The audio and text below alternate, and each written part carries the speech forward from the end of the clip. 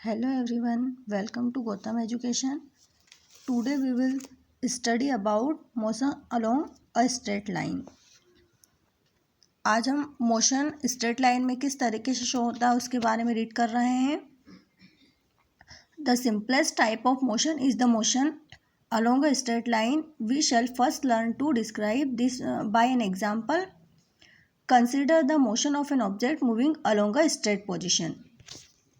हमें यहाँ पर स्ट्रेट लाइन के बारे में एक्सप्लेन किया गया है कि स्ट्रेट लाइन में मोशन किस टाइप का होता है. अकॉर्डिंग टू डायग्राम यहाँ पर हम समझेंगे. स्ट्रेट लाइन मोशन समझने के लिए सबसे पहले हमें डिस्टेंस एंड डिस्प्लेसमेंट को एक्सप्लेन करना पड़ेगा. यहाँ हम डिस्टेंस एंड डिस्प्लेसमेंट की पहले डेफिनेशन देखते हैं. Distance, the total path cover by an object is said to be distance travel by it. जब भी हम किसी ऑब्जेक्ट के बारे में बात कर रहे हैं तो वो जितना भी एरिया कवर कर रहा है चलने में या मूवमेंट करने में, एक प्लेस से दूसरे प्लेस तक पहुंचने में जितना भी टोटल एरिया वो कवर कर रहा है उसे हम डिस्टेंस कहते हैं. मीन्स अगर हम घर से लेकर स्कूल तक जा रहे हैं तो हमारा स्कूल कितनी डिस्टेंस पर, कितनी दूरी पर स्थित है, हमने कितना रास्ता वहाँ से वहाँ तक का कवर किया, तो टोटल जितना भी रास्ता हम कवर कर रहे होते हैं उसको डिस्टेंस कहा जाता है. And displacement, the shortest path distance measured from the initial to the final position of an object is known as displacement. अब यहाँ पर डिस्प्लेसमेंट किसे कहा गया है? Shortest path. Total path distance थी और शॉर्टेस्ट सबसे कम एरिया जो हम कवर कर रहे हैं. लाइक हमारा घर से हमारे स्कूल की जो दूरी थी, अगर हम उसका एक वे देखें जिसमें अगर हम बहुत घूम फिर कर जा रहे हैं तो वो डिस्टेंस थी. बट यहाँ पर एक शॉर्टेस्ट फॉर्म में हम जा रहे हैं, शॉर्टेस्ट वे में हम जा रहे हैं जिससे हम डायरेक्टली अपने स्कूल पहुँचेंगे.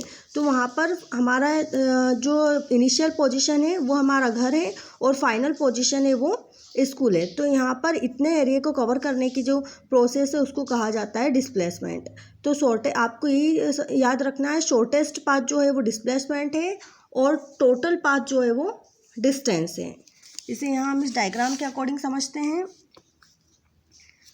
यहाँ हमें एक पॉइंट दिया गया है जिसे ओ बताया गया है एंड लास्ट पॉइंट दिया गया है जिसे ए बताया है. इन दोनों की जो डिस्टेंस है वो 60 किलोमीटर शो की गई है. यहाँ से हम देख रहे हैं अगर कोई पर्सन ओ पॉइंट से चलकर ए पॉइंट तक जा रहा है तो यहाँ उसने 60 किलोमीटर डिस्टेंस तय कर लिए हैं. अब फिर से वो ए से फिर से बैकवर्ड आ रहा है और बैकवर्ड आकर सी पर रुक रहा है.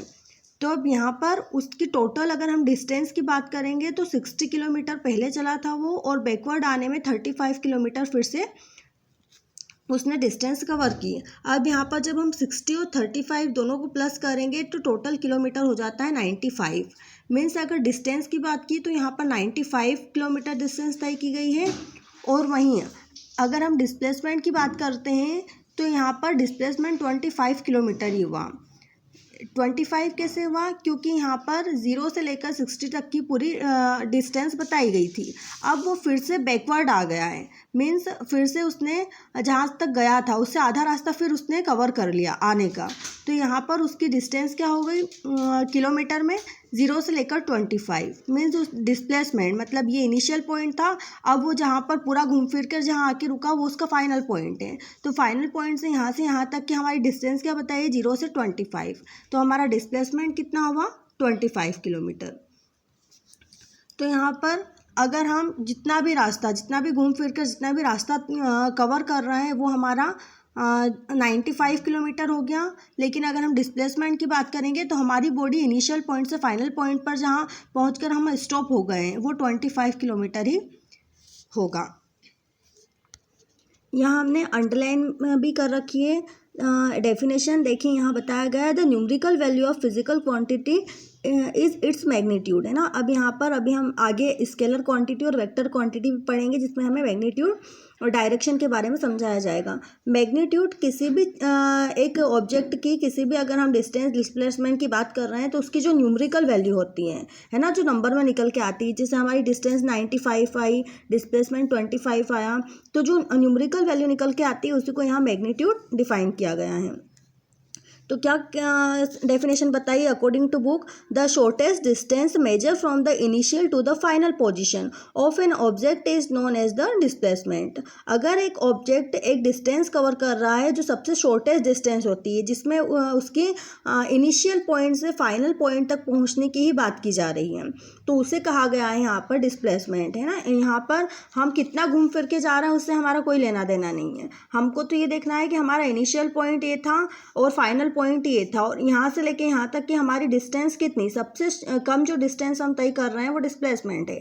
जबकि डिस्टेंस में ऐसा कुछ नहीं था, है ना। डिस्टेंस पे हम पूरा घूम फिर के हमने पहले 60 किलो, हमको आना तो यही था लेकिन हम डायरेक्ट यहाँ नहीं गए, हमने यहाँ से 60 किलोमीटर पहले यहाँ तक तय कर लिया। जैसे लाइक हम मान लेते हैं कि यहाँ ओ पॉइंट पर हमारा घर है और सी पॉइंट पर हमारा स्कूल है। अब हमें यहाँ से यहाँ तक कि इतनी 25 किलोमीटर ही तय करना था, तो वो हमारा डिस्प्लेसमेंट हुआ। बट यहाँ पर हमने क्या किया, हम ओ से स्टार्ट किया, हमने हमारा स्कूल तो बीच में आ गया लेकिन हम इतना लंबा रास्ता तय करके हमारे फ्रेंड के घर चले गए।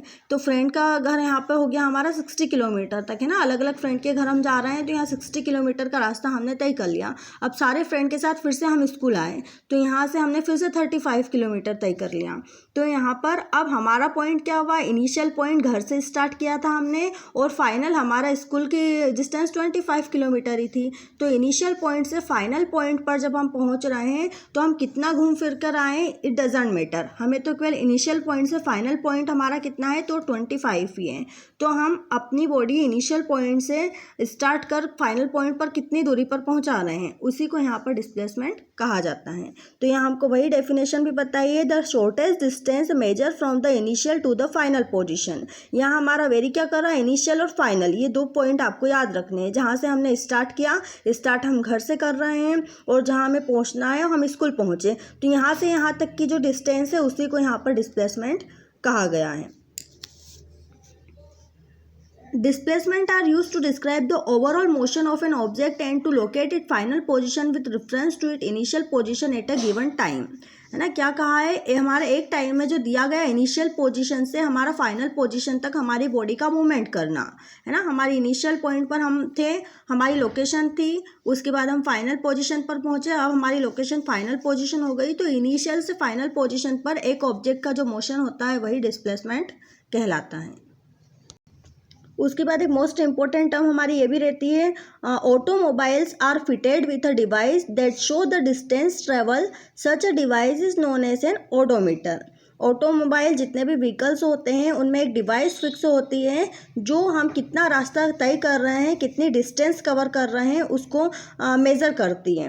तो जो डिस्टेंस हमारी तय की गई है, जितना भी हमने ट्रेवल किया उसमें जितनी भी दूरी हमने तय की है उसको मेजर करने की जो डिवाइस होती है उसको कहा जाता है ओडोमीटर। ये डेफिनेशन भी आप लिख सकते हैं, जैसे हमने ओडोमीटर की डेफिनेशन, डिस्टेंस की, डिस्प्लेसमेंट की, इन सभी की डेफिनेशन मैंने आपको बताई है, तो आप नोट भी कर सकते हैं।